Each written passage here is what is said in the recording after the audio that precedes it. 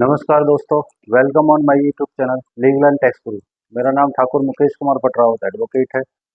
आज मैं आपके सामने बड़ा ही महत्वपूर्ण विषय है जिसके बारे में आज मैं आपसे चर्चा करूंगा। जो हमारा सेक्शन 14 से लेकर सेक्शन 44 है, जो हमारा चैप्टर 4 है बीएनएस पे, आज मैं उसके बारे में आपसे चर्चा करूंगा। सेक्शन जो हमारा 14 है से लेकर 44 तक जो है हमारे, वो जनरल एग्जेम्पशंस है। जहाँ पे कोई भी ऑफेंस अगर हुआ है तो उसको क्राइम नहीं माना जाएगा, ये कोर्ट मान के चलता है, ये कानून मान के चलता है। तो कौन कौन सी कंडीशंस हैं जहाँ पे जो है क्राइम नहीं माना जाएगा, अगर कोई ऑफेंस हुआ है उसको क्राइम नहीं माना जाएगा, और जनरल एग्जेम्पशंस को दी हुई है। जो हमारा बीएनएस का जो सेक्शन है, जो हमारा 1 जुलाई से जो एप्लीकेबल होगा, उसका सेक्शन 14 से लेकर 44 तक है हमारा जो सेक्शंस है। मैं जनरल सेंस में बात करूंगा, क्योंकि अगर मैं सेक्शंस पे जाऊंगा तो जनरल पब्लिक को समझ में नहीं आएगा। मैं बड़ा ही एक एज ए लेमैन की डेफिनेशन में मैं आपको बताने की कोशिश करूंगा। लेकिन उसे बताने से पहले, जैसे कि हर एक वीडियो में मैं आपसे निवेदन करता हूं कि अगर आपने अभी तक मेरा चैनल सब्सक्राइब नहीं किया है तो प्लीज़ मेरे चैनल को सब्सक्राइब कर लें और बेल आइकन को भी प्रेस कर दें, ताकि इस तरीके की जो यूज़फुल वीडियोज़ हैं उसके नोटिफिकेशन आपको समय समय पर मिलते रहें। चलिए मैं वीडियो स्टार्ट करता हूँ। मैं बात करता हूँ, आपने कई बार देखा होगा कि कुछ क्राइम ऐसे हैं या सारे क्राइम्स ऐसे हैं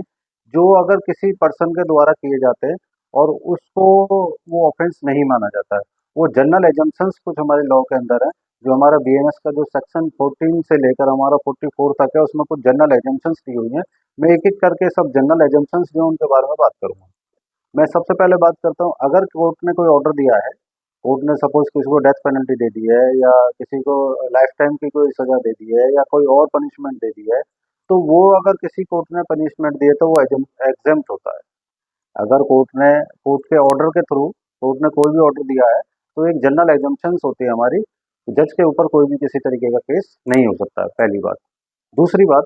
अगर किसी जज ने कोई ऑर्डर पास कर दिया है और उस ऑर्डर को इन्फोर्स करने के लिए कोई भी ऑफिसर, गवर्नमेंट ऑफिसर, चाहे वो पुलिस वाला है या कोई अदर ऑफिसर है, वो उस ऑर्डर को फुलफिल करने के लिए कोई अपनी ड्यूटी करता है और उससे कोई मिसहैपनिंग हो जाती है। सपोज किसी को अरेस्ट करने के लिए गए हैं, अगर कोर्ट ने ऑर्डर करा है किसी पर्टिकुलर आदमी को अरेस्ट करना है, वो अरेस्ट होने से डिनाई करता है या अरेस्ट होने में बाधा उपलब्ध करते हैं, या कोई और पब्लिक है जो उसे अरेस्ट करने में बाधा कर रहे हैं, तो वहाँ पे पुलिस जो है और जो सरकारी तंत्र है वो अपना जो फोर्स का यूज़ कर सकते हैं, और फोर्स का यूज़ करते हुए अगर कोई मिसहैपनिंग हो जाती है, कोई दुर्घटना घट जाती है, तो वो कानून के अकॉर्डिंग होता है, क्योंकि वो एक पर्टिकुलर जो ऑर्डर है कोर्ट का, उस ऑर्डर को कंप्लाई कर रहे हैं और उस ऑर्डर को फॉलो करते हुए कार्य कर रहे हैं, इसलिए उनके ऊपर किसी भी तरीके का कोई केस नहीं बनेगा। इसके साथ मैं बात करता हूँ, अगर कोई अनसाउंड माइंड पर्सन है, अगर कोई पर्सन ऐसा है जिसका माइंड ठीक नहीं है, अगर वो कोई ऑफेंस कर देता है, चाहे वो किसी भी तरीके का ऑफेंस हो, तो वो भी जनरल एग्जेम्पशंस में आता है और उसको किसी तरीके की सजा नहीं दी जा सकती है, ये माना जाता है। इसके अपोजिट अगर बात करी जाए, कोई अनसाउंड माइंड पर्सन है और वो किसी जनरल पब्लिक के ऊपर अटैक करने की कोशिश करता है, और जनरल पब्लिक में से कोई भी पर्सन ऐसा है कि जिसको ऐसा लगता है कि हमें जान से मारने की कोशिश कर रहा है या कुछ और करने की कोशिश कर रहा है, तो उसके रिएक्शन में जो जनरल पब्लिक से जो भी पर्सन है वो उसके ऊपर अटैक कर सकते हैं, और वो उसकी डेथ का रीज़न भी हो सकता है। तो अगर ऐसा हुआ है तो उस केस में भी जो जनरल पब्लिक का कोई भी नुमाइंदा है, तो उसके ऊपर भी किसी तरीके का कोई जो कानूनी एक्शन या लीगल कोई भी उसके ऊपर एप्लीकेबल नहीं होगा, ये आप हमेशा ध्यान रखें। इसके साथ साथ मैं बता देता हूँ, अगर कोई पर्सन ऐसा है जिसने कोई ड्रग्स ले रखी है, कोई ड्रिंक कर रखी है या इंटॉक्सिक कोई भी ले रखा है और वो अपने होश में नहीं है, अगर वो को क्राइम कर देता है तो उसको भी क्राइम नहीं माना जाएगा।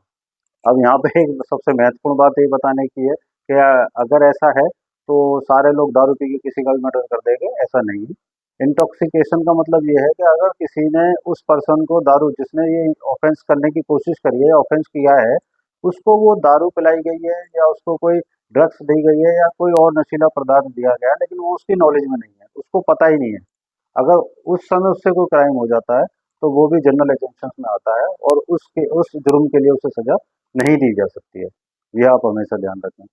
लेकिन इसके साथ साथ अगर कोई ड्रिंक करने वाला पर्सन है या किसी ने ड्रग्स ले रखी है और वो किसी के ऊपर हमला करने की कोशिश करता है, और जिसके ऊपर हमला हुआ है वो अपने सेल्फ डिफेंस में उसकी जान ले लेता है या उसको कोई और हार्म पहुंचा देता है, तो वो भी एक एजम्पशन में आता है और उसके खिलाफ जो जनरल पब्लिक का कोई भी नुमाइंदा है तो उसके खिलाफ भी कोई कंप्लेंट या कोई क्रिमिनल ऑफेंस नहीं बनता है। इसके साथ साथ मैं बात करूं, अगर कोई पर्सन, कोई बच्चा है जिसकी उम्र 7 साल से नीचे है, 7 साल से नीचे है, तो अगर उसने कोई भी ऑफेंस किया है तो नो ऑफेंस। अगर उसने किसी भी तरीके का क्राइम कर दिया है तो उसके अगेंस्ट उसको किसी भी तरीके की कोई सजा नहीं मिल सकती है, क्योंकि 7 साल का जो बच्चा होता है, 7 साल या उससे नीचे का जो बच्चा है, लॉ हमारे ये मान के चलता है कि उसको कुछ भी नॉलेज नहीं होती है। अगर उसने कोई क्राइम कर दिया है तो उसको किसी भी तरीके की सजा उस क्राइम के लिए नहीं दी जा सकती है। वहीं अगर कोई बच्चा ऐसा है जिसकी उम्र 7 साल से ऊपर है और 12 साल से नीचे है, अगर उसने कोई क्राइम किया है तो कोर्ट ये मान के चलता है कि वो भी कोई क्राइम नहीं है। बस सिर्फ इतना हो सकता है, वो बाल सुधार गृह में थोड़ा बहुत टाइम के लिए भेजा जा सके, या उसको उसकी काउंसलिंग कराई जा सकती है, बस इतना हो सकता है। लेकिन उसने जो ऑफेंस किया है उसके ऊपर भी जो बीएनएस के जो सेक्शन हैं, किसी भी तरीके का कोई सेक्शन उसके ऊपर एप्लीकेबल नहीं होगा। अब मैं बात करता हूँ, अगर कोई डिफेंस पर्सन है, चाहे वो एयरफोर्स में है, चाहे नेवी में है, चाहे बीएसएफ में है, चाहे आर्मी के अंदर है, चाहे कोई और डिफेंस सर्विसेज है, अगर वो अपने कमांडिंग ऑफिसर का कोई ऑर्डर पास कर रहे हैं, अगर कमांडिंग ऑफिसर का कोई ऑर्डर है उसको फॉलो कर रहे हैं, उसको ओबे कर रहे हैं, और उस ऑर्डर को ओबे करते टाइम कोई उनसे गलती हो जाती है, गलती इन द सेंस किसी भी तरीके की कोई मिस्टेक उनसे हो जाती है, जैसे किसी को टेररिस्ट आए हुए हैं और उन पर अटैक करना, बाई चांस कोई सिविलियन बीच में आ जाते हैं और उनके गोली लग जाती है और वो मर जाते हैं, तो वो भी कोई ऑफेंस नहीं है, क्योंकि वो अपना जो ऑर्डर है, जो सरकार के द्वारा नॉमिनेटेड जो उनका कमांडिंग ऑफिसर है, उसके आदेश की पालना कर रहे हैं, और उस आदेश की पालना करते टाइम अगर कोई ऑफेंस हो जाता है तो वो भी कोई ऑफेंस नहीं माना जाता। इसके साथ साथ अगर कोई पर्सन ऐसा है कि जो आपकी प्राइवेट जो डिफेंस की अगर मैं बात करूं, अगर कोई पर्सन ऐसा है जो आपकी बॉडी के ऊपर अटैक करने की कोशिश कर रहा है, तो जितना वो आपके ऊपर अटैक करने की कोशिश कर रहा है उतना आप उसके ऊपर भी अटैक कर सकते हैं। ये हमारा प्राइवेट डिफेंस का पार्ट है। अगर कोई पर्सन ऐसा है जिसका हाथ में चाकू है और वो आप पे जानलेवा हमला करने की कोशिश कर रहा है, तो आपके पास में भी प्राइवेट डिफेंस होती है कि आप उसके ऊपर भी उसी तरीके का हमला कर सकते हैं। अगर आप उसे जान से मार भी देते हैं तब भी उस दौरान आपके ऊपर किसी भी तरीके का कोई जो है बीएनएस का कोई भी सेक्शन एप्लीकेबल नहीं होगा और आपको किसी भी तरीके की सजा नहीं दी जा सकती है। इसके साथ-साथ अगर कोई पर्सन ऐसा है कि जो किसी के मकान में ज़बरदस्ती घुस रहा है, या सनसेट के बाद में और सनराइज़ से पहले घर में घुसने की कोशिश करी गई है, और उस दौरान उसके हाथ में कोई डेडली वेपन्स वगैरह भी हैं, या ऐसा आपको लग रहा है कि वो आपको जान से मार सकता है, और उस दौरान अगर आपसे कोई हैपनिंग हो जाती है और आप उसे जान से मार देते हैं, या आप उसके कुछ और ग्रीवेंस हर्ट कर देते हैं, तो उस दौरान भी जो है आपके ऊपर किसी भी तरीके का कोई भी बीएनएस का सेक्शन एप्लीकेबल नहीं होगा और आपको उस केस में किसी भी तरीके की कोई सजा नहीं दी जा सकती है। इसके साथ-साथ अगर आपकी कोई प्रॉपर्टी है और उस प्रॉपर्टी को कोई आपसे छीनने की कोशिश करता है, सपोज़ आपके हाथ में मोबाइल है, आप मोबाइल को थेफ्ट करने की कोशिश कर रहा है, स्नैचिंग करने की कोशिश कर रहा है, या फिर ऐसा हो सकता है आपको कोई किडनैप करने की कोशिश कर रहा है, या आपको कोई रास्ते में रोक के आपसे कोई चीज़ें छीनने की कोशिश कर रहा है। उस दौरान भी अगर आपसे कोई मिसहैपनिंग हो जाती है, आपसे सेल्फ डिफेंस में, प्राइवेट डिफेंस में कोई कुछ हो जाता है, तो वो भी जनरल एजम्पशन्स में आता है और आपको उस केस में भी सज़ा नहीं हो सकती है। होप आपको ये मेरी वीडियो अच्छी लगी, क्योंकि मैंने इस वीडियो में कोशिश करी है कि मैं आपको सेक्शंस ना बता के, टेक्निकल लैंग्वेज यूज़ ना करते हुए, लीगल लैंग्वेज यूज़ ना करते हुए, जनरल लैंग्वेज में मैं आपसे बात करूँ, जिससे कि आप लोगों को ये चीज़ें समझ में आए कि कौन से प्रोविजंस ऐसे हैं, कौन सी एजम्पशंस हैं लॉ के अंदर कि जिसमें आपको सज़ा नहीं मिलेगी।